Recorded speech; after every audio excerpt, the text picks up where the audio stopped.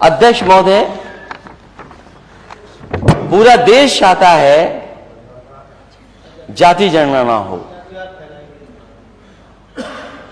और अंतोगत्वा मैं कहता हूं, on the floor of house कह रहा हूं, मैंने पहले भी प्रेस में कहा, ये बीजेपी के लोग भी जाति जनगणना में खड़े हो जाएंगे। देखिएगा, ये समय आएगा कि बीजेपी के लोग भी कहेंगे हां जाति जनगणना होनी चाहिए। पूरा देश चाहता है।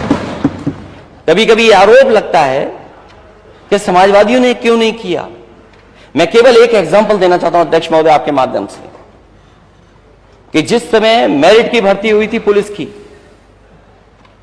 और उसी समय एक फैसला आ गया था आरक्षण को लेकर के, हाई कोर्ट और सुप्रीम कोर्ट के झगड़े के बीच में हम लिस्ट को नहीं जारी कर पाए थे पुलिस भर्ती की।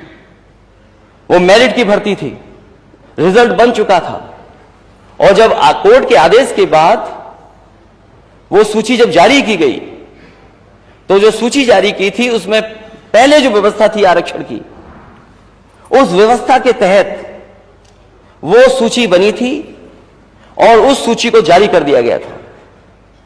लेकिन कुछ अधिकारी और सरकार क्योंकि नई आ गई थी, तो सरकार ने कहा कि नहीं, ये पुरानी आरक्षण व्यवस्था नहीं लागू होगी, नई आरक्षण व्यवस्था लागू होगी।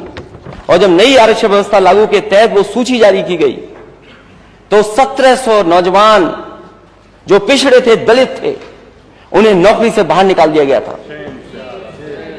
उनकी भर्ती जनरल में हो गई थी और उन्हें नौकरी से बाहर निकाल दिया गया, ये कहकर के कि अब नई आरक्षण व्यवस्था लागू हो गई। जिन्होंने खुशियां मनाई थी, जिनके घर परिवार के लोगों ने बधाई दी थी, वो 1700 नौजवान नौकरी पाने के बाद, लिस्ट में आने के बाद बाहर निकाल दिए गए थे।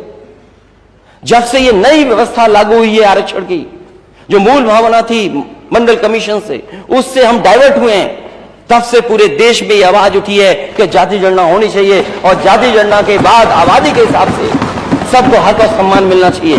क्या यही तो सबका साथ सबका विकास है? क्या हम गलत बात कह रहे हैं क्या? सबका साथ सबका विकास तभी संभव है जब जाति जनगणना हो और जिसकी जितनी आबादी है उसके हिसाब से उसको आरक्षण और हक और सम्मान मिल जाए।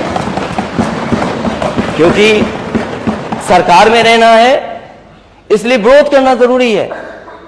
सरकार में क्योंकि लॉलीपॉप मिल गई है, कुछ केक पेस्ट्री भी खा रहे होंगे, लड्डू भी खा रहे होंगे सरकार के, इसलिए सरकार के खड़े रहना है। और कुछ लोग तो फिल इन द ब्लैंक्स हैं सरकार के,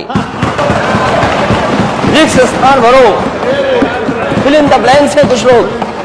आप पूछ लीजिए जो भी नेता सदन है, हालांकि वो इंजीनियर हैं, मैं आपसे कहूंगा नेता दूसरे दल के हैं, अध्यक्ष महोदय उन 1700 बच्चों को निकाल के बुलाइए कि क्या उनके साथ गुजरा। और सबसे पहला बच्चा जो नौकरी से निकला था, जो उस आंदोलन को लीड कर रहा था, ये तो सदन से ही चले गए। ये हमारी वजह से नहीं गए होंगे, कुछ कटी पतंग हैं, कटी पतंग। नेता सदन कोई सीट नहीं मिली क्या? या सीट में कम लोग थे या ज्यादा लोग थे?